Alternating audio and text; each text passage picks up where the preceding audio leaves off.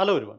So in our last session, we have seen that during the later Vedic period, Brahmanism became dominant. So they had their own complex rituals were there, and even during that period, caste system became rigid, caste hierarchies were there, and also there was a growing power of the priestly class, especially the Brahmin class. So however, all these things led to dissatisfaction among the common people, especially the lower varnas or the lower sections of the society. So they were also excluded from the religious practices because it was dominated by the Brahmin class. So, in response to all these things, to this ritualistic and this hierarchical system, new ideas began to emerge during this period, especially during the 6th century BC. So, they wanted equality. So, they focused on equality, and instead of this, depending on this costly rituals, they wanted to focus on the inner peace or maybe the spiritual liberation without going for these rituals. So, all these things gave rise to new religions like Buddhism and Jainism. Buddhism and Jainism, especially in the 6th century BC. Okay, so before we dive deeper into the what are the features of this Buddhism and Jainism, it's important to understand why these religions emerged. I've already given you the context regarding that, so there are little more reasons are also there. So we'll understand why these religions emerged in the first place during the 6th century BC. Okay, all right. So these are the causes of rise for Buddhism and Jainism. Both these religions, maybe there was a change in the society itself. Okay, so here we can see that the period was a time for major social, political as well as intellectual change. In every areas there was a change, and all these things slowly led to the religious movement. We cannot say that it's a religion, but we can say it's a religious movement or even the purification of the society itself. Okay, because they wanted to challenge the existing systems what were there in the society. And what was the existing system which was there in the society? It was a Vedic tradition. So they wanted to discard the Vedic tradition and they want to go with a new order for the society. Okay, so these are the causes of rise. So one reaction against this ritualism. Ritualism means the Brahmanical ritualism. So Brahmins, they conducted yajnas. We have seen that during the Mahajanapadas and all. The Kshatriya class also, they were also involved in this yajnas and all, Ashwamedha, Rajasuya, all these things. So who will be performing all these things? It will be the Brahmins who will be performing this yajnas. Okay, so they had a very high position in the society, and they were only able to do all these things, and common people are even excluded from that also. Okay, and even the later Vedic period also we have seen that a fourth class is also coming, that is a Shudra class is also coming. Even they were not even able to, they were not in a position to even see these rituals also. Okay, and also another thing is like, even if you have the social position also, for example, like the you are a wealthy merchant also, then also you are not allowed to be part of this. Why? Because the system was very rigid. And also if you take the lower sections of society, accessing this is also very much of an issue. Like it was expensive and it was even inaccessible. Okay, so all these things. So it was a complete reaction against the ritualism. Ritualism means it was, or maybe the Brahmanism, maybe the Brahmanism. Okay, and like I've said, the caste system was rigid. Okay, so now we have Varna system. So Varna system means 3 plus 1. Okay, Brahmanas, Kshatriyas, Vaishyas, and last we have Sudra class also coming in the later Vedic period. In the later Vedic period, Shudra class is also coming. Again, that was also one of the main reasons. So non-Brahmins, so they also wanted to be included in the spiritual path. So that was not possible. Okay. Another important thing is the urban growth and trade. There was a rise of this urban centers as well as a trade. Towns were coming up, even trade becoming popular. So new class of people are coming. That is a merchant. The merchant class wanted to have some social validation. The merchant class wanted to have some social validation. Okay, so that is also one of the reasons. So they understood that the Vedic religion is irrelevant, and they wanted more simpler, more ethical religion. So that is why they were looking for a new forms of religion. And also there was an intellectual awakening was also there. There was a shift towards rational thinking. They understood that the Brahmanical rituals and all this in yajna, yaga, this is blind faith only, or maybe divine rituals only, that is not giving any satisfaction to the intellect or the mental peace of these people. So they wanted to create an atmosphere, so that welcomed the new ideas like Buddhism and Jainism. That's also there. So intellectual awakening is also one of the reasons. Another one is the political changes. How political change is going to give rise to this new ideology. Why? Because we have already seen Mahajanapadas. So Mahajanapada is actually a continuation of the Mahajanapada period is actually a continuation of the later Vedic period itself. But new rulers are coming. New rulers are coming, and even every Mahajanapada is having a different set of administratism. We have already discussed regarding some were having monarchical systems, some were having the republican systems, and especially the Mahajanapadas of Magadha, Kosal, and Vaji. So they also, the later rulers of these Mahajanapadas, so they also supported this new religions, and they also wanted to reduce the dominance, Brahminical dominance. So why? Because sometimes these kings also wanted to always have to discuss these political things also with this Brahmin. So that is also something which lowered the authority of the kings or maybe the monarchs compared to the Brahmins in the society. So they wanted to bring in more egalitarian ideas. Okay, so this is what these are some of the reasons which led to the rise of new religions like Buddhism and Jainism. Okay, so we'll start with Buddhism. Let's understand what Buddhism, beginning with the life of its founder, that is Gautama Buddha. Okay, Gautama Buddha, he is said to be the founder of this ideology of Buddhism. Okay, so Gautama Buddha was born as Siddhartha Gautama in 563 BC. 563 BC, he was born as Siddhartha Gautama in Lumbini. Lumbini is in modern day Nepal. Modern day Nepal. Okay, so he was also part of this Mahajanapada. So he was part of a Kshatriya clan. Okay, so there were Kshatriya clan. So he was part of a Kshatriya clan. So basically, he was a prince. Okay, so there was a clan called a Shakya clan. Sometimes Buddha is also known as Shakya Muni. So Shakya clan. He was a Kshatriya Shakya clan. He was a prince. He was a prince in Lumbini. So he lived a life of luxury. Why? Because he was a king. I mean, he was a prince only. So he lived a life of luxury and he had all the comforts. But at the age of 29, his life changed when he witnessed the four sights, something known as a four sights. Okay, it's very important related to Buddhism. Okay, related to how Buddha got enlightened. Okay, so he went outside this palace. He went outside this palace, and at that time he saw an old man.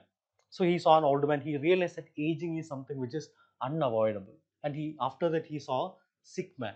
So at that time he understood suffering is also part of the life. Okay, so it's slowly it is escalating. So old man, after that sick man, after that he saw a dead body. So at that time he understood that death is something which is inescapable. And later he found a wandering monk who has renounced all the worldly life in search of peace. Okay, so these are the four sides which changed the life of Buddha itself. Okay, so these sides deeply disturbed him. So he was a king who was living, a prince who was living in all the luxury, but these sides deeply disturbed him, and he also wanted to follow that path of renunciation. So at the age of 29, he left his home. He left his home and he lived as an ascetic. For 6 years, he was wandering around. He also wanted to be a truth seeker and he wanted to seek liberation. So 6 years he was wandering, started from the age of 29. At the age of 35, while meditating, he went to Bodh Gaya. He went to Bodh Gaya. Bodh Gaya is in Bihar. Bodh Gaya is in Bihar. So he was meditating under a Bodhi tree, people tree or Bodhi tree under.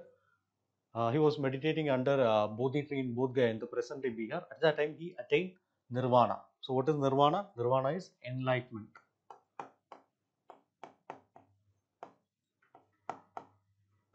So he attained Nirvana or enlightenment. Okay, at the age of 35, while meditating under a Bodhi tree, he attained Nirvana and he became Buddha. So, and he became Buddha. So, he was born as Siddhartha Gautama. So, at the age of 35, after getting enlightenment, he became Buddha or the awakened one. Or the awakened one. So, the word meaning of Buddha is awakened one. Anyone can be Buddha. Okay. So, after that, what he did, he gave his first sermon. So, after that, he wanted to spread this idea.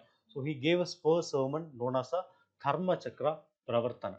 Dharma Chakra Pravartana, known as a turning of the divine wheel, turning of the divine wheel or turning of the wheel of Dharma, Dharma Chakra Pravartana. Okay, so that was his first sermon.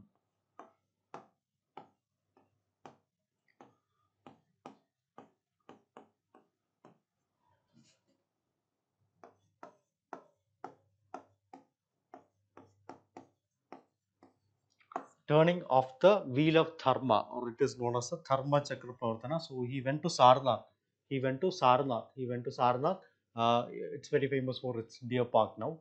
So there he shared the his teachings. So he said that path to end suffering. What we have to do to path to follow the path to end suffering. Okay, so this at that time he got followers also because of his first sermon. Okay, so for the next 45 years, the Buddha traveled all across the country and or maybe the subcontinent and taught across this, especially in this Gangetic plains. He spreaded his message of compassion, mindfulness, liberation, this core principles of Buddhism, all those things he spread. Okay, and at the age of 80, he attained Mahaparinirvana. Mahaparinirvana means it is final liberation, or maybe we can say it as death.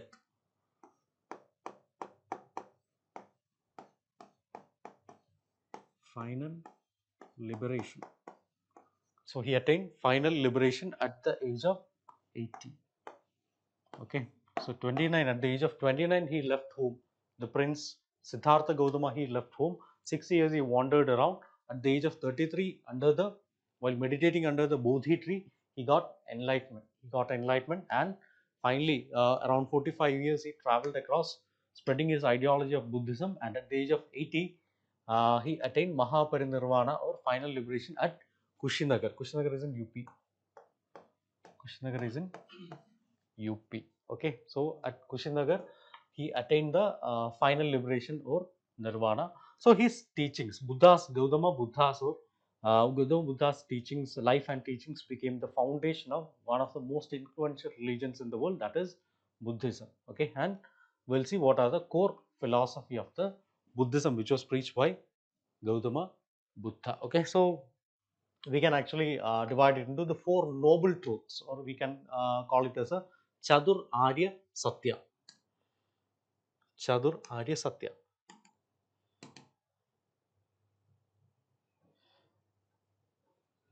Okay, so this is Chadur Arya Satya, or the four noble truths. Okay, so according to this, so these are actually the foundation of Buddha's teaching. So this explains the nature and the cause of suffering.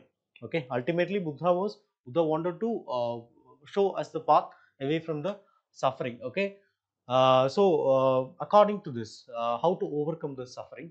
So Buddha said that one, dukkha means what? Life is full of suffering. Life is full of suffering. Life is full of suffering, pain, and even dissatisfaction. Okay, what is the cause of this suffering? So that is what it is said in Samudaya. Okay, Samudaya. Okay, so what is the cause of this suffering? The cause of this suffering is desire. It is desire, or tanha, or so the cause of suffering is the life is full of suffering, pain, and dissatisfaction. The cause of suffering is desire, tana, and unattachment. So suffering can end by eliminating the desire. Okay, so that is what Nirodha is saying. So suffering can be end by eliminating the desire. Okay, and the way to end suffering is by following the eightfold path. So that is what Maga is saying. So according to this, suffering can be eightfold path. Okay, so this is known as Ashtangika Marga. Okay, so suffering can end by eliminating the desire, and when way to end the desire is by following the eightfold path. Okay, so you have to follow this. So life is full of suffering. So what is the cause of suffering? It is desire. So if you end desire, then you can get achieve liberation. And what is the process? You have to follow the eightfold path. Okay, so these are the four noble truths of Buddhism, Four Noble Truths of Buddhism. So what is this eightfold path? Okay, so this is Chatur Arya Satya. So what is this eightfold path or Ashtangiga Marga? Ashtangiga Marga is a eightfold path. Basically, this is a practical guide to how to live an ethical and mindful life so that there won't be any suffering in your life. Okay, so one is right view. One is having a right view. Right view means understand the truth of suffering, understand the what is the cause of suffering, understand the truth of the suffering. Okay, so after that, right intention, there should be a right intention. So be committed to compassion and even follow the non-violence. So that is right intention, that should be our intention. Okay, so after that, we need to have right speech. Right speech means we should not lie, we should not gossip, we should not say hurtful words to others. So that is right speech should be there. Okay, so after that, right action should also be there. Okay, we already have some we know what to speak. Now we should practice this. Okay, so no lying, no gossiping, and no hurtful word, that is right to speech. So practicing means honesty should be there, non-violence, we have to practice this. Whatever we are saying, we have to practice this. Honesty, non-violence, morality, all these things we have to practice. And also we should have a right livelihood also. We should have a right livelihood also. For example, whatever we are doing, it should be ethical. The profession should be ethical. Okay, our job should be an ethical one only. Okay, and also we should take some effort. Right effort should also be there. For that, negative thoughts should be prevented. We have to inculcate positivity within us. So this is what right effort should be there. Okay, right effort should be there. And also we should be having right concentration should also be there. Right concentration, right mindfulness should be there. Okay, so we have to be aware of what are the thoughts, what are our surroundings, what are the feelings around that, and what we need to do. Right concentration means meditation. We need to focus on meditation so that we'll develop a deep focus and our insight is also developed. Okay, and here mindfulness and concentration. Okay, so if we follow this, it is said that we will be able to uh, eliminate tana or desire, and finally we will be able to eliminate suffering itself. Okay, so this is what are the core teachings of Buddhism. Okay, other than that, there are many other key doctrines of Buddhism are also there. Okay. Okay, these are some of the other important Buddhism. For example, these are mainly asked in the prelims examination. Prelims examination, these kind of terms related to Buddhism are very much important. Okay, so these are some of the key doctrines of Buddhism. One is Anicca. Anicca means impermanence. So everything is constantly changing. Nothing is permanent in this world. Everything is constantly changing, and nothing lasts forever also. Okay, so this is Anicca. And also we have Anatta.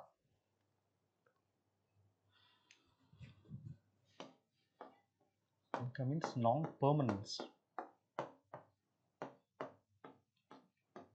Okay, and after that we have anatta is there. So anatta means no self. So there is no permanent soul or unchanging self. So we are also supposed to evolve. Okay, so that is no self. No self. We also have to change. So that is this thing. Dukkha means what? Suffering. So this is something which is central to the human life and must be addressed. Okay, so dukkha, and how to avoid dukkha we have already studied. We have to follow the eightfold path. Then only we'll be able to move away from the dukkha or suffering. And also there are some other things also which Buddha said, that is karma, belief in karma. So karma means what? Now also we used to say really, there is something known as karma is there. So actions in this life affect one's future life. Okay, sometimes people will say whatever we do in this life, it will be affecting in this life. So that's also karma in the modern context. Okay, so this is like actions in this life affects one's future life. Okay, so karma and rebirth. So there is a concept of karma and rebirth. Buddhism believed in that also. Statement questions can be asked related to this. And ultimate goal is nirvana. Nirvana means what? What Buddha attained. What Buddha attained was Mahapari Nirvana. This is nirvana only. So ultimate goal, a state of liberation from suffering, and the cycle of rebirth should also be done. Okay, and Buddha advocated something known as middle path.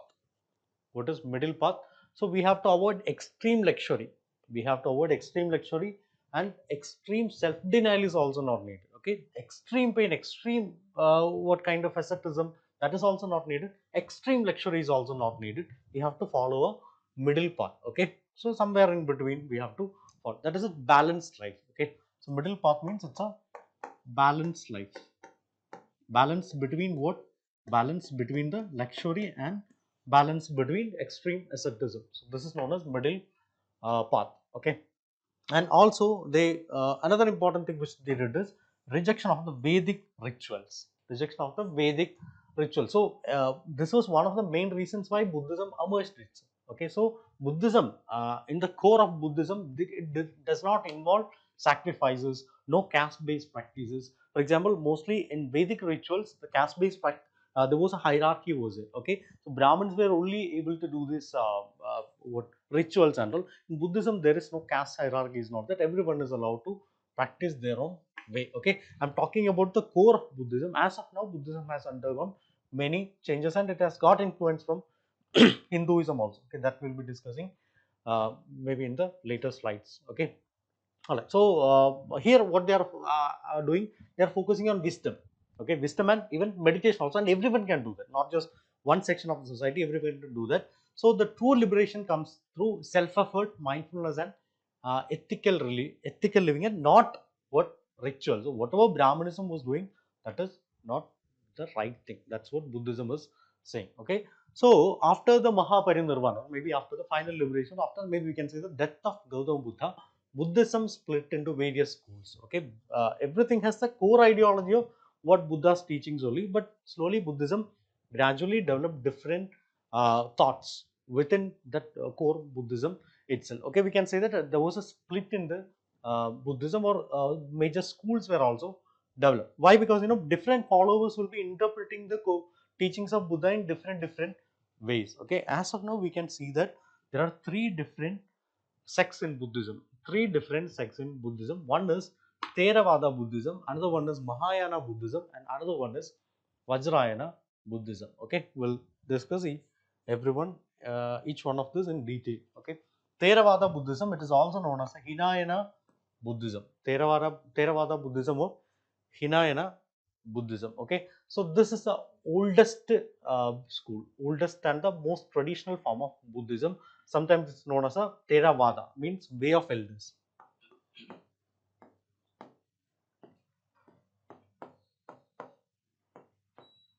It is known as way of elders. Okay, so this is the oldest and the most traditional form of Buddhism, also known as a Hinayana Buddhism. Okay, Theravada or Hinayana Buddhism. So again, it followed the original teachings of Buddha very strictly, very strictly. So here their focus is on individual enlightenment. Individual enlightenment we also call as Arhat. Arhat. They believed in something known as Arhat. Okay, individual what enlightenment. Okay, so, or known as Arhat. Okay, so the important text which they have followed is the Tripitaka. Three Pitagas are there. Tripitaka. Vinaya Pitaka, Sutta Pitaka, Abhidhamma Pitaka. This is Tripitaka. As of now, this is mostly practiced in the South Asia as well as the Southeast Asian region. For example, Myanmar, Thailand, Vietnam, Cambodia, Laos. So these areas only this Buddhism is, this kind of Theravada Buddhism is very much prominent. Okay, so the core belief is only monks can attain nirvana. You have to follow the path of Buddha, and that can only be done by monks only, not commoners. Okay, so they emphasize the monastic life. Monastic life means very strict discipline should be there. So even though Buddhism is saying a middle path, this is little towards extreme. Okay, I'm not saying that extremity like Jainism and all, but towards the extremism we can see in this kind of Theravada Buddhism. So here Buddha, they follow the philosophy of Buddha only. They follow the philosophy of Buddha. For them, Buddha is a philosopher or maybe a teacher.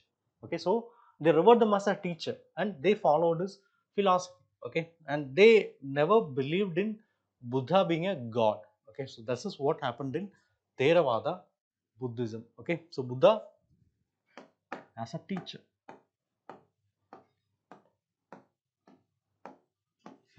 or maybe a philosopher.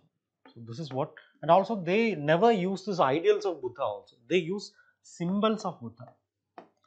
They use symbols of Buddha to worship Buddha. Okay, all right. Another after that, what happened was like in the first century AD or in the first century CE, to make Buddhism more inclusive. Why? Because in here they said that only Arhat or maybe it focus on individual liberation or salvation only. Okay, so to Buddhism they wanted to make more inclusive and more compassionate and also more accessible to the people. So Mahayana Buddhism came into being in the first century C to make Buddhism more inclusive. So the focus was on collective salvation, and here they have bring in some idea known as a Bodhisattva. They're bringing something like the Bodhisattva.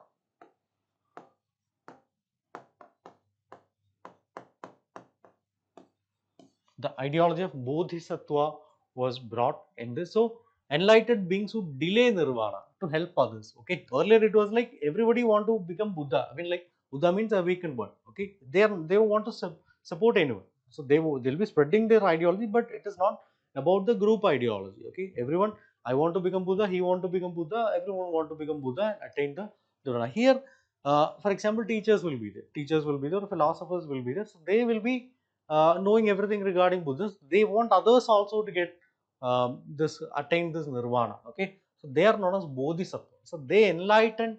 They are the enlightened beings who delay nirvana so that they can help others also to attain this nirvana. Okay, all right. So the important key texts here are, and here Buddhism was mostly focusing on the Pali religion. Pali religion. Here slowly the addition of Sanskrit is also coming here. Sanskrit is also coming into being. I'm not saying that everything is Sanskrit, but still slowly Sanskrit, many important texts are also coming here. So this kind of Buddhism is mostly practiced in these areas like China, Japan, Korea, Vietnam, Nepal, and all. You can see this kind of Mahayana Buddhism. So the core belief is anyone, not just monks, can attain, not just monks, but anyone can attain the nirvana. Okay, and bodhisattvas are even very revered beings and sometimes worshipped also. Okay, so here Buddha, even Buddha itself is not worshipped. Here bodhisattvas are also worshipped, that too in very devotional nature. Okay, all right. Next one is Vajrayana Buddhism. Next one is Vajrayana Buddhism. Okay, Vajrayana is known as the thunderbolt vehicle. Okay, sometimes it is known as Tantric Buddhism also. Tantric is something which is often found in this Hinduism. Here it is Tantric Buddhism. So this school evolved from, it's actually an offshoot of this Mahayana Buddhism only. So here they are again focusing on this esoteric rituals. So esoteric means something which is not accessible to everyone. Okay, for example, Brahmanism is not esoteric. Sorry, Brahmanism is esoteric. Why? Because it's designed and understood by specially knowledgeable ones. Not everyone can understood this Brahmanism. So that's why even kings are also not able to understand Brahmanism. That's why they are calling Brahmins. They are learned people. Okay, so like that way. So like that way in Vajrayana Buddhism also, these rituals are slowly coming into being. So everyone is not able to incorporate this esoteric rituals. And here again, very huge influence of this Hinduism is coming, like mantras are coming. Mantras, the concept of mantras are coming. Okay, slowly even Sanskrit is also coming into being. The tantras, mantras. So these kind of Buddhism we can see in mostly this is very famous Tibet, Bhutan, Mongolia, Nepal. So all these areas this is important. Okay, so the core belief of this type of Buddhism is they use a lot of rituals, mantras, mudras, even sacred diagrams like mandala. You might have seen in art and culture, you will be learning regarding this mandala. So that is also very much important regarding this. Okay, so they believed in fast track spiritual process using this tantric process. This is exactly what Brahmanism was also saying. Okay, but still what they did, Buddhism came as a what something which is against Brahmanism, and slowly now, as of now, Buddhism is also adopting things which they were once opposing, or maybe the Brahmanic rituals itself. Okay, so this is a what irony. Okay, Dalai Lama is coming in this form of Buddhism, Tantric Buddhism.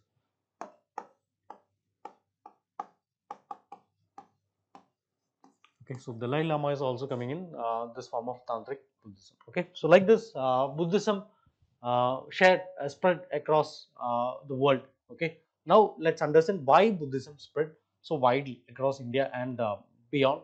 And now also it is one of the major religions in the world. Okay, major religions in the world, but still not much in India. But still, if you take the world, It is one of the major reasons. So why this Buddhism spread? Here you can see that in which all areas it has spread.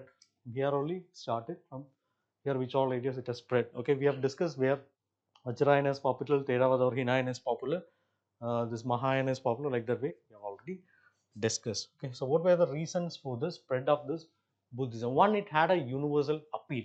So Buddhism rejected the, I'm talking about the earlier Buddhism, not this Vajrayana Buddhism and all. So it had a universal appeal. Okay, so for example, Buddhism rejected the caste system, which was polluting the society, and it welcomed people from all backgrounds. For example, kings were part of it, commoners were part of it, women were part of it, and even some outcasts were also, people call it as outcasts, Shudras, they were also part of it. And also Buddhism, whatever Buddha said was it was very much connecting to the people.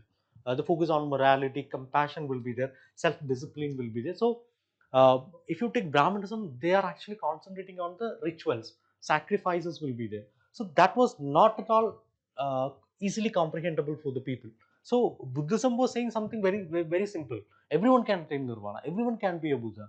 You follow the path. Like that way, it was even you don't have to go with that kind of an ascetic life. You don't have to live that kind of a luxury level. Somewhere in middle. So even the kings can do that. Even the commoners can do that. Everyone can do that. So this is something which attracted the people. And also they use local languages. Local languages, especially the languages like Pali. Buddha preached in Pali language. Okay, so unlike this Vedic text written in Sanskrit, Buddhist teachings were preached in Pali, and with sometimes Prakrit was also used, but still Prakrit is mostly in this what Jain philosophy. Okay, so this also made them accessible to the common people because it's their language. These philosophers are speaking in their language. Vedas were in Sanskrit. Sanskrit was not even accessible to everyone. Even studying Sanskrit was not allowed in this later Vedic period, and so that was also there.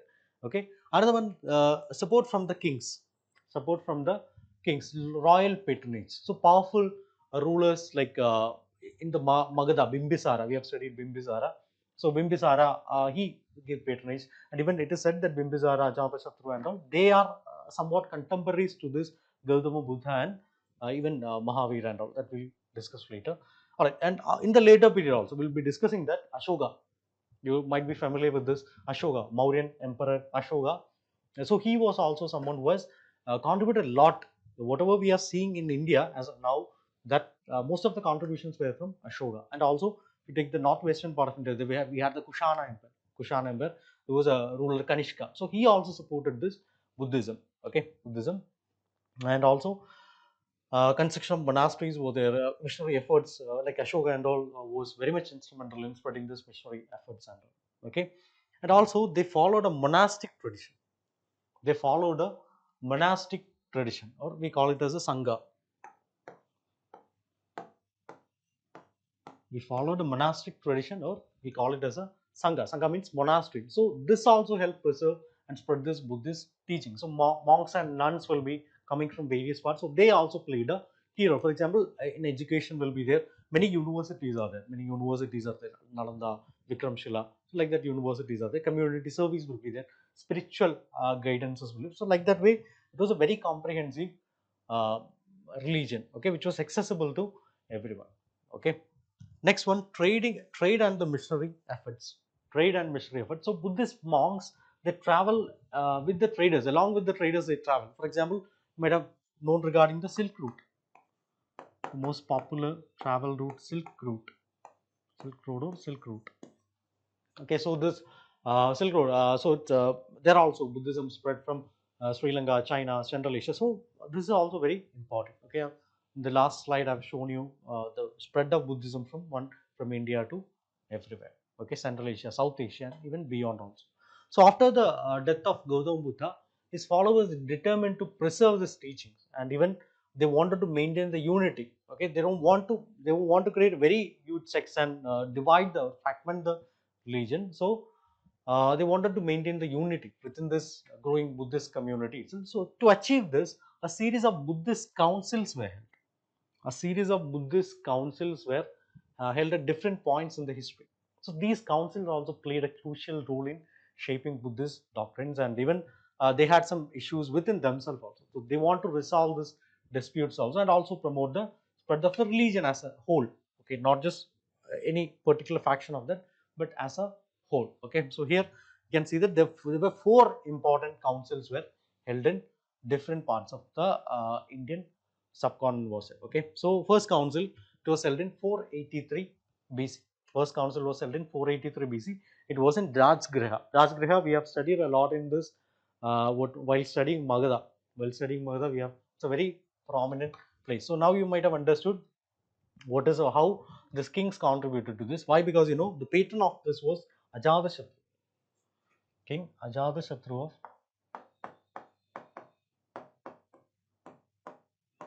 King Ajatashatru of Magadha. He only patronized this first Buddhist council. Okay, so what was the outcome of this? So the teachings of Buddha were combined into Vinaya Pitaka. Vinaya Pitaka. And also some monastic rules were there that was compiled to form the Sutta Pitaka. Okay, so Vinaya Pitaka is coming and also Sutta Pitaka is also coming. So Vinaya Pitaka means the teachings of Buddha. Teachings of Buddha, they codified the teachings of Buddha, and also Vinaya Pitaka means the monastic rules which are followed by the that was also there. Okay, so like that way, two important text of in Pali that was compiled. Okay, and second Buddhist council was held in 383 BC. 383 BC it was held in Vaishali. Okay, so here the king was Kalashoka. The patron was King Kalashoka. Okay, Kalashoka was there. So there was a dispute over this monastic discipline. Earlier we have compiled it. Now there is a dispute over this monastic discipline that led to a split between this Buddhism. That's what we have already seen here. So one was the Theravada Buddhism, or the old school. So who believed that Buddha was just a philosopher? Who believed that Buddha was just a philosopher? Okay, and also we have Mahayana Buddhism, who kind of believed that Buddha is a god. Okay, so they believed in, Theravada believed in the individual liberation, Mahayana believed in the group liberation of the community itself. Okay, we call it as Saviravadins and also Theravada. Okay, we call it as Mahasanghikas also. Okay, because you know the focus Sangha means monasteries. Okay, the third Buddhist council was held in 250 BC. 250 BC in Pataliputra. 250 BC in Pataliputra, very important one. So this is during the period of Emperor Ashoka. During the period of Emperor Ashoka, he was the most powerful, maybe called as Ashoka the Great, the most powerful king in the Mauryan dynasty, or Mauryan Empire. Okay, Mauryan Empire. So that was held in Pataliputra. Pataliputra was the capital of this Mauryan Empire. Okay, so here also, so here Vinaya Pitaka is compiled, Sutta Pitaka is compiled. So here one more Pitaka is coming, that is Abhidhamma Pitaka. Abhidhamma.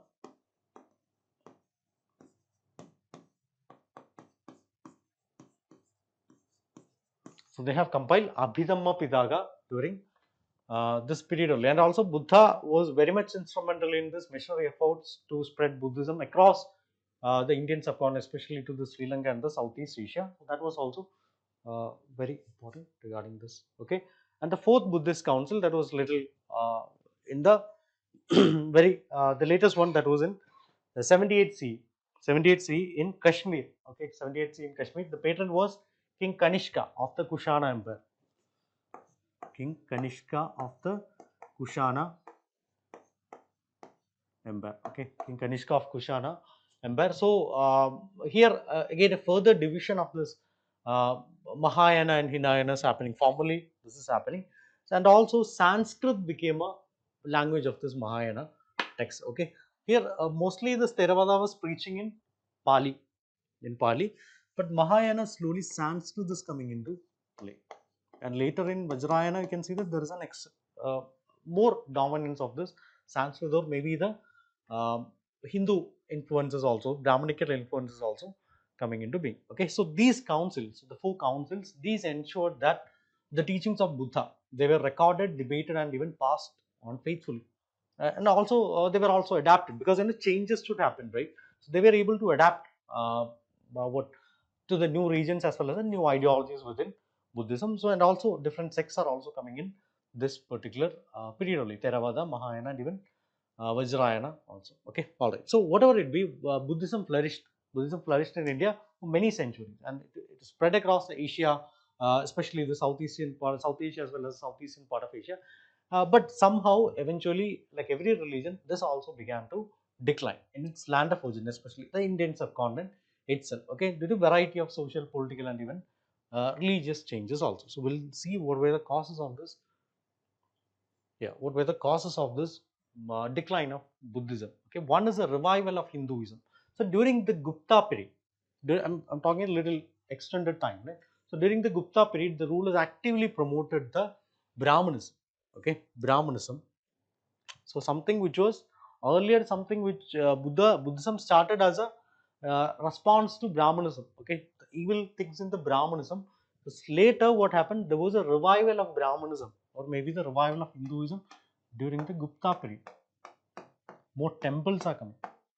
Temples are coming into an institution. Okay, so but it was little more lighter form of Brahmanism, so more focused on Hinduism other than this kind of ritualism. Okay, that is one of the reasons why it declined. And another one, decline of the royal patries. Okay, you can connect it with this. It's like Gupta period, so they were Hindu kings only, and also earlier kings like Ashoka, Kanishka, they supported Buddhism, but later the like the Gupta rulers, or maybe in other regions and all, they withdraw the support and they favored the Hindu deities as well as the temple. They were okay with the rituals. Okay, that is also one of the reasons. Okay, another important thing is rise of Bhakti movement. Rise of this Bhakti movement.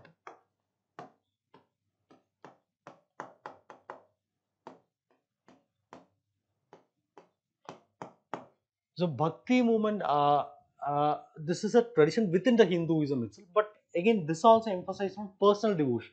Okay, personal devotion means they somewhat discarded what the rituals and all these things. Okay, more personal devotion and more emotional connection. This is exactly what Buddhism also wanted to do, but somehow Buddhism failed in the, at least in the later period. So Hinduism itself, this thing is coming. So people started to move towards it. Okay, another thing is the destruction of monasteries. Destruction of monasteries, especially the Islamic invaders who came to India in the 12th century and all, that we'll be studying in this medieval history. So there are also major Buddhist centers. So very popular universities like Nalanda in Bihar and Vikramshila. So they were destroyed. Bhaktiar Khilji destroyed it. So that also resulted in the collapse of this Buddhist education. And even the institutions which even Nalanda and all, they were one of the most, that's actually the first residential university in the world itself. So like that way, major centers of Buddhism were destroyed. So that also led to the collapse of the Buddhist education. So they were not able to bring in more people to the religion. Okay, so that was also there. Another thing is absorption into Hinduism. Absorption into Hinduism. So Buddha was incorporated as in some texts and all, we can see that Buddha is an avatar of Vishnu. He is an incarnation of Vishnu. Not in every text, but still in some areas this is also seen. He is seen as an avatar of, and also the tales of Buddhism, we call it as Jataka tales. Sometimes you can see there is an overlap between this Buddhist tales as well as a Hindu tales. You might have studied in your schools and all regarding the same thing. Most of the things which you have, the stories which you have heard as part of Hinduism, that's actually from Buddhism. Okay, so that kind of overlap is also happening, especially in the Jataka tales. So this also absorption into Hinduism also made many followers to see this little distinction between the two faiths. So they obviously went with the popular one, that is Hinduism, and all somehow it lost a distinct identity. Whatever Buddha said had a something distinct. Okay, now from Hinayana they slowly move towards Mahayana, and from there they are slowly moving towards the Vajrayana itself. Okay, so slowly there is no difference between what Buddhism and Brahmanism, or maybe the lighter version Hinduism. Like that way, it lost its distinct identity. And also Jainism was also there. Some people went to Jainism also. Okay, so these are some of the reasons why Buddhism declined in Indian subcontinent. Okay, Indian subcontinent. So even though it declined in India, Buddhism continued to thrive in other areas. For example, it was already popular in Sri Lanka, Tibet, Japan, China, Southeast Asia, a place of Southeast Asia. So there it became popular, but the place of origin, that is India, it became, I mean, the domination declined. Okay, all right. So now let's move on to Another significant religious movement that emerged during the same time only. Buddha, some people say that Buddha and Buddha and Mahavira, they are contemporaries, but still there is no evidence whether they have met or something. Okay, all right. So Jainism. So like Buddhism, Jainism also challenged the Vedic rituals. They also promoted a path of non-violence, self-discipline, even spiritual liberation. Also, okay. So again, one of the oldest religions of India. The focus was on a little more extreme. Buddhism focused on a middle path. Jainism was not like that. Jainism wanted to focus on extreme asceticism, extreme non-violence, self-discipline, spiritual liberation, all these things. Okay, so like that way, in 6th century, Jainism also originated alongside with Buddhism only. Okay, reasons all we have already discussed this. Now we'll directly move to the core doctrines of Jainism. Okay, so first one is the three jewels, or we call it as a Triratna of um, Jainism. Okay, three jewels or Triratna of Jainism. So these guide a person towards spiritual liberation. Spiritual liberation we call it as moksha. Spiritual liberation, or we call it as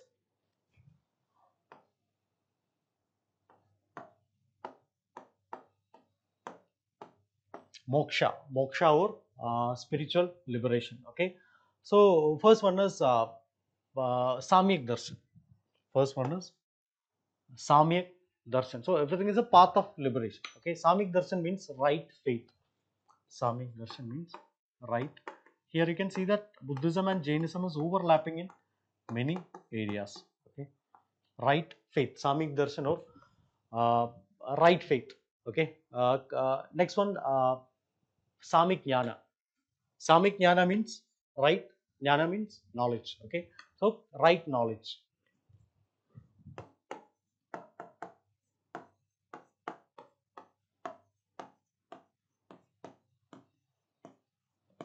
Samik Jnana means right knowledge. So after that we have Samik Charitra. Okay, we have Samik Charitra. Samik Charitra means right conduct. Right conduct.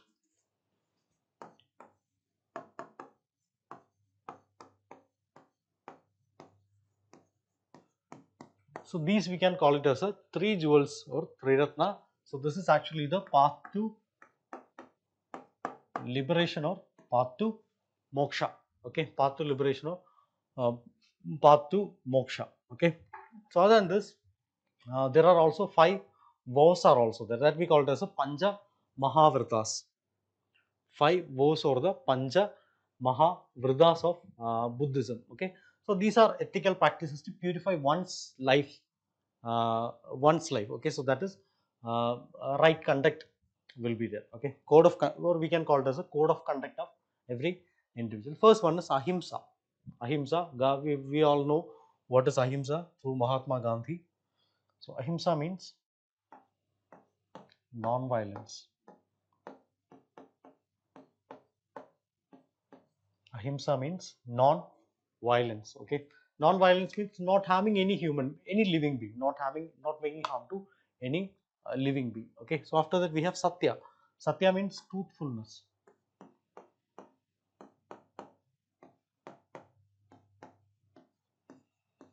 Satya means truthfulness. Truthfulness means not lying, always speaking the truth. After that we have Asteya. Asteya means non-stealing. Non-stealing. Non-stealing means what? Not taking anything which is not belonging to us. Okay, so that is non-stealing. So after that we have Brahmacharya or celibacy. Brahmacharya or celibacy. Okay, celibacy means renunciation of this worldly desires. So that is Brahmacharya. Okay, and another one is Aparigraha. Aparigraha. Aparigraha means non-possession, no attachment to the material things. Non-possession.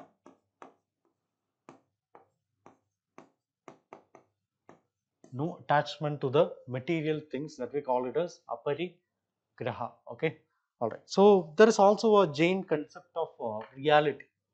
How the saying that how the world works under. Okay, it's perception, all these things will be coming again. This are some terms are coming in that also. Okay, that is Syadvada. First one is Syadavada, or we call it as a theory of relativity.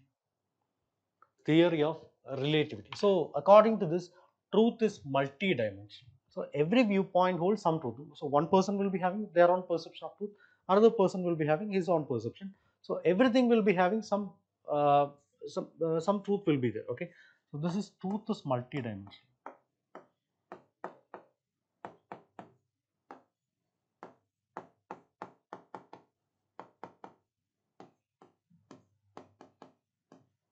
Truth is multi-dimensional. So this is what theory of relativity is saying. Truth is multi-dimensional. Every viewpoint has some truth. Another one is Anekavada. Anekavada means doctrine of non-absolutism. No, a doctrine of non-absolutism. So here it means reality cannot be explained in absolute terms. Reality cannot be explained in absolute terms. So that is one of the, we cannot say this is exactly this, that cannot be done. Okay, and also they believe in the philosophy of karma and rebirth. Okay, Buddhism also said the same thing only. They also believe that the actions which we are doing as of now, that will be determining the future lives. So liberation is something which is achieved only by purifying the soul. If you purify the soul, you can get out of this cycle of birth and rebirth. Okay, so this is what Buddhism believes. This is exactly what Jainism also believe. Okay, so according to this Jain beliefs, to spread this core ideology of belief, there has been Tirthankaras. There are 24 Tirthankaras.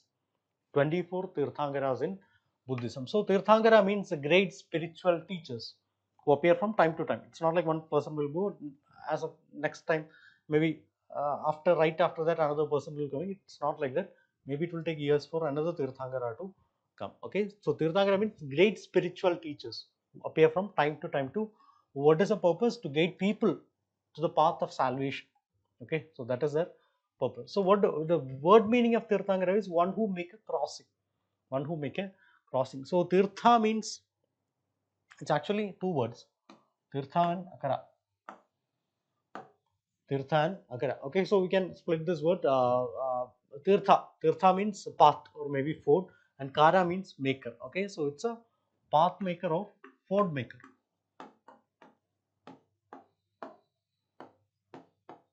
Path maker or ford maker. Okay, so what path are they making?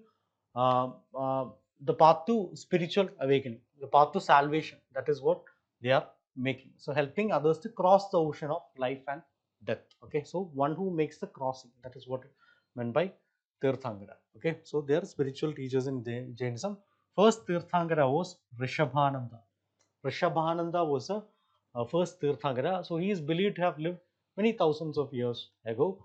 So over time, other Tirthankaras also followed. First two, so like that way, 24 Tirthankaras are there. Okay, 23rd Tirthankara was Parashvanath. 23rd Tirthankara was Parashvanath. Okay, Parashvanatha was a 23rd Tirthankara. So after Parashvanatha, after 250 years only, next Tirthankara is coming. That is Mahavira. Mahavira is a 24th Tirthankara. Okay.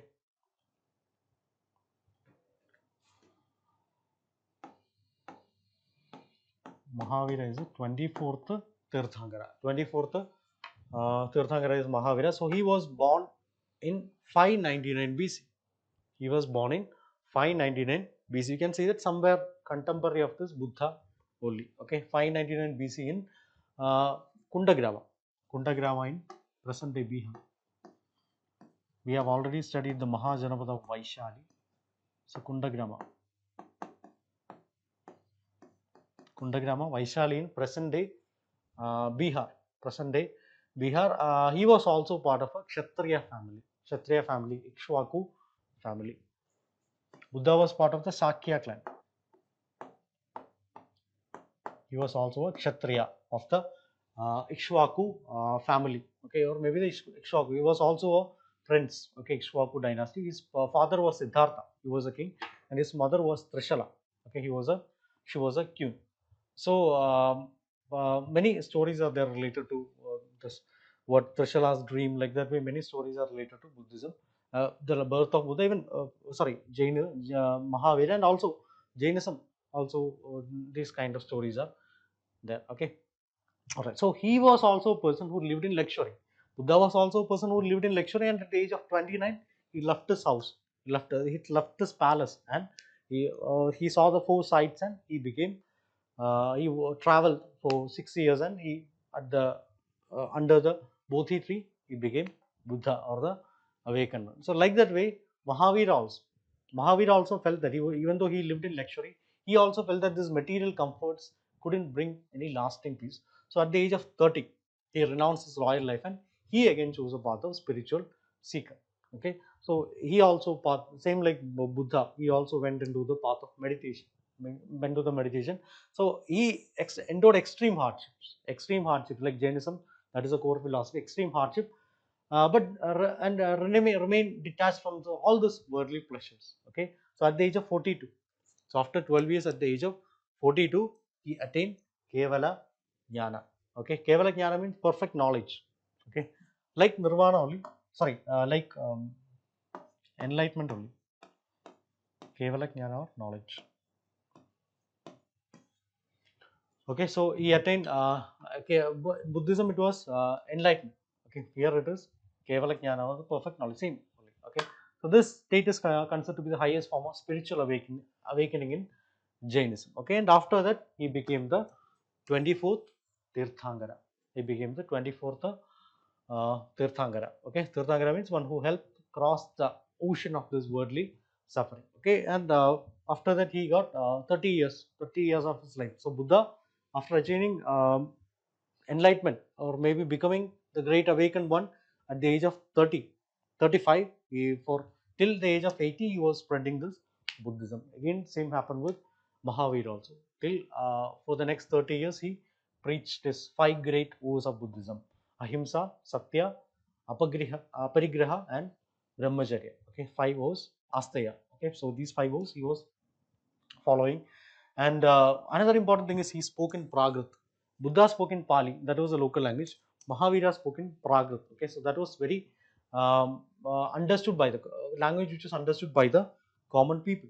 Okay, so he was able to connect with this common people. So this also helped spread his teachings far and wide. And also he organized well-disciplined community of monks or sadhus. Well-disciplined community of monks or sadhus, he was able to pull together. Okay, and even women were also part of it. Women were also part of were part of his followers, so that we call it as sattvis. So sadhus and sattvis. Okay, sadhus and sattvis were part of his what his community, or maybe his followers. So they promoted a path of simplicity, self-control, compassion. All these things were there. Again, their aim was also to attain moksha, liberation. Okay, ultimately, at the age of 32, at the age of 72, Mahavira at Paupuri in Bihar, at Paupuri in Bihar, at the age of 72, he attained liberation or moksha. Okay, he attained liberation or moksha at Paupuri in Bihar. Okay, all right. So just like Jainism also spread across India, across the Indian subcontinent due to its practical teachings, non-violent approach, and that inclusive values. Okay, so here also they didn't exclude anyone. It was open to all sections of the society. We'll see some of the reasons why Jainism spread. Again, some more similar to Buddhism only. Okay, support from traders and this artisans. So Jainism promoted this truthfulness and non-violence. So these values align with perfectly with this business ethics of these traders and artisans. So that was one of the reasons, and they became the supporters. And also here also they had a simple ethical code, like universal values like be honest, be not to steal, like so like that way. It was more aligning self-discipline, non-violence. So this was also more aligning to the common people. And also another important thing, like how Buddha used Pali, Mahavira used Prakrit language. So Jain monks preached in Prakrit. So this was also spoken by the masses. So instead of Sanskrit, so this also made this teachings easily understand. So that's also one important reason. And also they got the patronage. They got the patronage of the royal court. Okay, so it supported of the kings like Chandragupta Maurya, even Kharavela, Kalinga dynasty, and even the later period Rashtrakutas also. So this led to the establishment of Jain centers all across the Indian subcontinent. Okay, so that was also one of the reason. Here also they had this monastic institution where both sadhus and santris were also part of it. So again, learning institutions all over India. Not much universities like Nalanda and Vikramshila, but still this is also one of the reason. And they believed in the peaceful coexistence. So they emphasized on non-violence, tolerance. Even the monks spread teachings very peacefully, no conflict, no force, no forceful conversion, nothing was part of it. Okay, all right. So same like Buddhism, Jainism also had its own different sects. Okay, different sects were part of this Jain philosophy also. So one is Digambara sect. Digambara sect or the sky clad sect. Digambara sect or the sky clad sect. So this was founded by Bhadrabahu.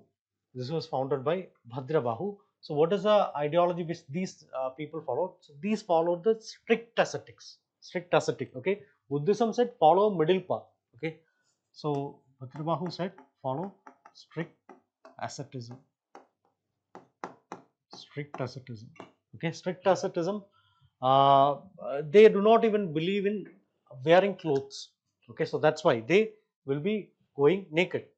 They'll be going naked. Why? Because even cloth is also possession. So they rejected all possession. They even rejected everything, including begging bowls. The monks were not allowed to use a begging bowls. Rigid penance practices, even fasting. When they even had a practice on a sallekhan, fast unto death. So that kind of practice were also part of it. So this is something which was followed by the Digambara monks. Okay, Digambara monks. So this is an extreme form of Jainism where they even renounce the dress also. Okay, so that's why they are known as sky clad. Sky is their clad. Okay, so like that. Another important sect was the Shvetambara. So this was extreme asceticism. This is like little more diluted version. So the founder of this Shvetambara sect is Stulabhadra. Founder is Stulabhadra or the white clad sect. So here white is known as vital because they'll be wearing white clothes. They'll be wearing white robes. Here no clothes. Okay, so they believed in complete asceticism. So here they allowed women. So here no women. No women. Extreme asceticism. Here women allowed.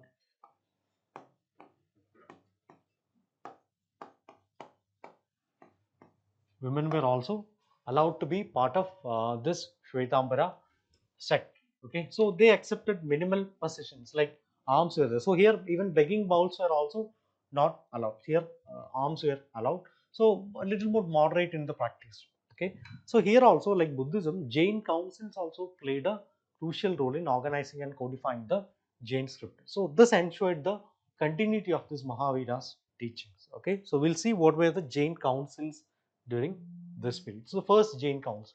The first Jain council was held in 3rd century BC. 3rd century BC in Padaliputra. Okay, so the patron of this first Jain council was Stulabhadra. Okay, Stulabhadra is the founder of the Shvetambara sect. Stulabhadra was a patron of this Shvetambara sect. Okay, so he was a patron of this first Jain council. So what they did is like they compiled the 12 angas. Compiled the 12 angas. So these are the sacred texts of Jainism. Compiled the 12 Jain angas. Okay, compiled the 12 Jain angas. So these were in Prakrit language. The second Jain council was held in 512 CE. 512 CE in Valapi. Valapi in the present day Gujarat. So here the patron was King Dhruvasena. King Dhruvasena.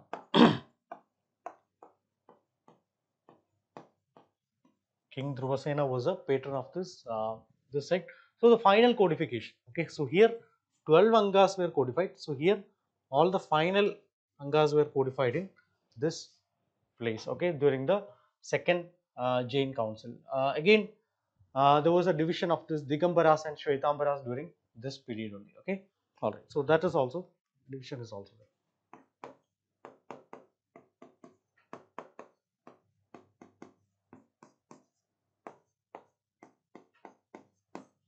So division also happened during this second Jain council only. Okay, so anyway, although Jainism once had a very strong presence in India, it too, like Buddhism, it too, or maybe like any other religion, it too experienced a period of decline over the time due to various reasons. We'll be discussing what were the reasons for the decline of Jainism in India.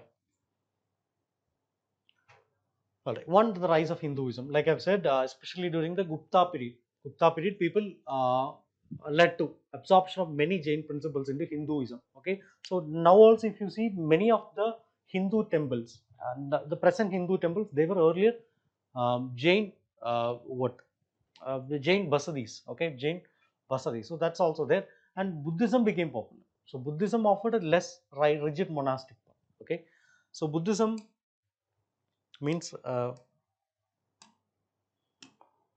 Buddhism followed a middle path. Buddhism followed a middle path. So that was more attractive towards the people. Here you have to follow the strict ascetics and all these things. So that was little not acceptable for the people. Okay, they need to have a little life, worldly life. So that is why Buddhism's popularity also affected the Jainism. Okay, little monastic that offer a little less rigid monastic path. Okay, so which was more appealing to the general public compared to this. Another one, the decline of royal patronage. Decline of the royal patronage. So royal patronage means earlier the Jain rulers like Chandragupta Maurya and Kharavela. So they followed by the Gupta they were followed by this Gupta Empire, and they promoted Hinduism. So that also reduced the state support for the Jain institution. Like that way, Buddhism also declined due to the Islamic invasion. The monasteries like Nalanda, Vikramshila and all were destroyed by these people. So like that way, the Islamic invasions led to the destruction of the Jain centers in India also. Okay, so this we have already discussed, like strict asceticism. They have to follow strict severe lifestyle of this Jain monk. So that was also not acceptable for these people. Okay, there was regional fragmentation also happened. So there was no central religious authority in Buddhism. So that made very difficult to unify and even sustain during a longer period. Okay, so that was also one of the main reason. Okay.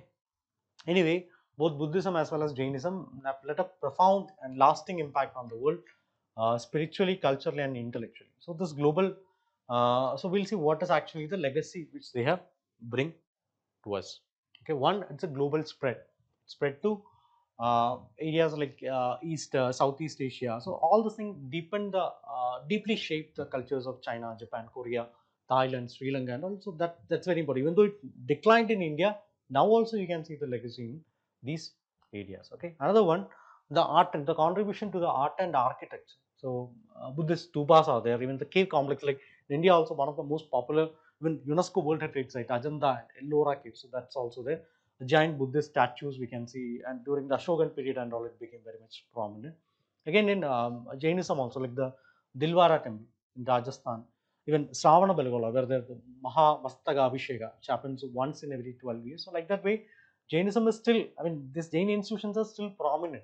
Okay, even though it is in number, it is less, but it is very much prominent. Okay, and also education, and regarding the education front also, it's very important. Like Buddhist centers like Nalanda, Takshashila, Vikramshila, and all.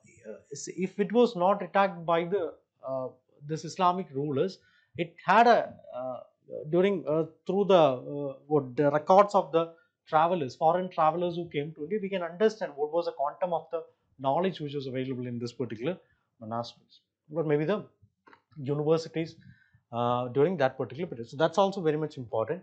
Jain Agamas, the 12 Agamas we have seen and compiled during the Jain Council. So that's also very much important for understanding the Jainism as well as the ethical code of conduct. Okay, and regarding ethics and peace, ahimsa, truth, discipline, and all the things we have seen, right?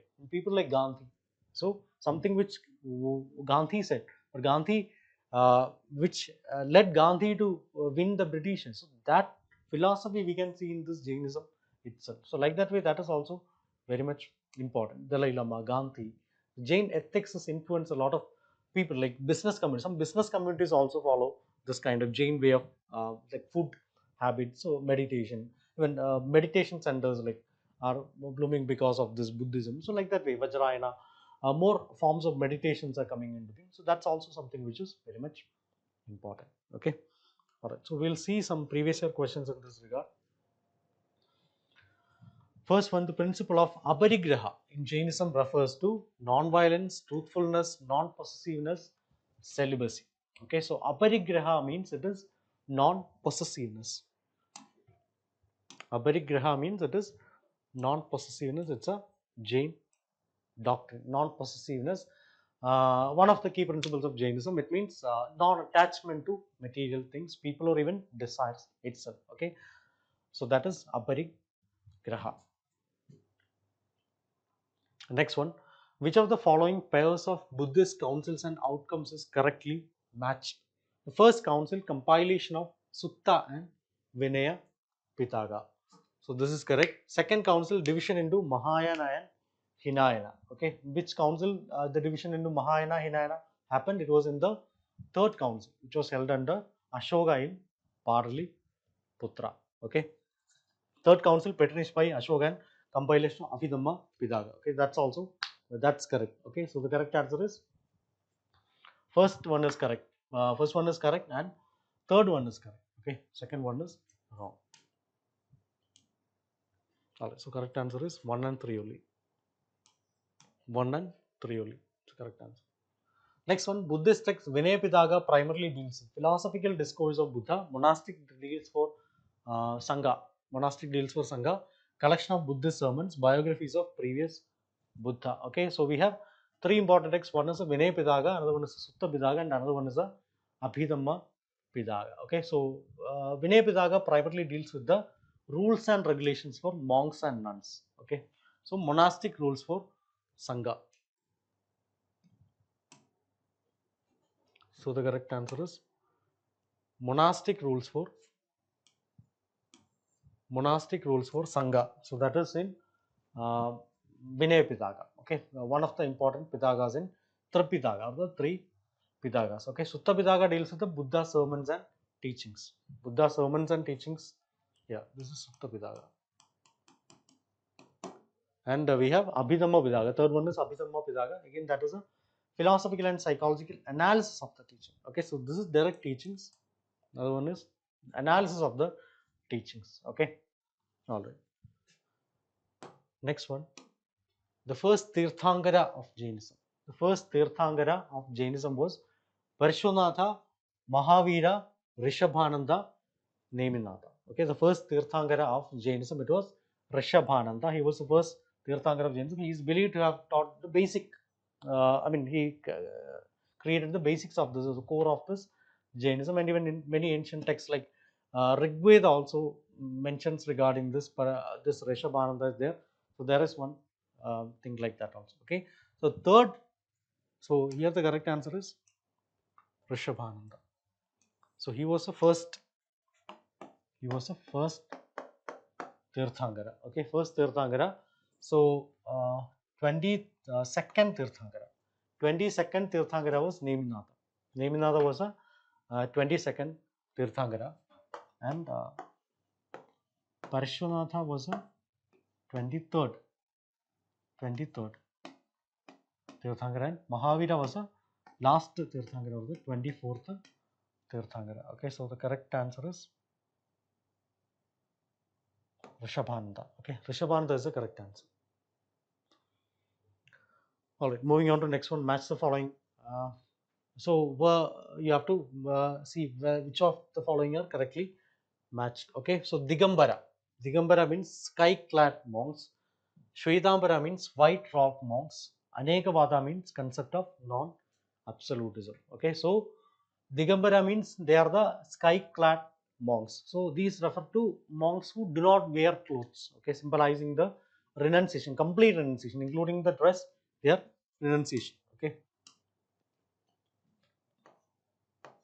so strict asceticism. They were following the strict asceticism. Shvetambara means they are the white-clad monks. Okay, so this is the little more diluted version we can see there. So they were wearing the white robes only there. Okay, you know who all are part of this? One was Bhadrabahu. Digambara sect, it was Bhadrabahu, and Shvetambara sect, it was Thula Bhadra. And next is Another important concept in Jainism, Anekavada. Anekavada. So Anekavada is a very important core Jain philosophy of non-absolutism. Non-absolutism. Nothing in the world is absolute. Okay, truth and reality are multifaceted, and no single viewpoint can capture the whole truth. Okay, so this is the concept of Anekavada. Okay, all right. So the correct answer is all the three are correct. Okay, 1, 2, and 3. Yeah, C is a correct answer. Okay, all right. So we have completed two important religious movements in ancient India, which came as a response to the evil rituals in Brahmanism. So that was Jainism and Hinduism. Jainism and Hinduism. So we have seen how Hinduism and Jainism became popular, the rise of both these religions, and as well as a important personalities associated like Buddha, Gautama Buddha or Siddhartha Gautama in Buddhism, and Mahavira and other Tirthankaras in Jainism also we have studied. So we have seen what are the core philosophies in this, and also we have seen how it declined, who gave patronage, what are the councils in this, and how it declined also. Okay, so in the later period, earlier we have stopped till Magadha. Okay, the timeline we have stopped till Magadha. So Magadha, from Magadha, Chandragupta Maurya came into being. Chandragupta Maurya came and he established the Mauryan Empire after the most powerful empire in Magadha. Okay, so that we'll be discussing in our next class. So that's it for today. Thank you.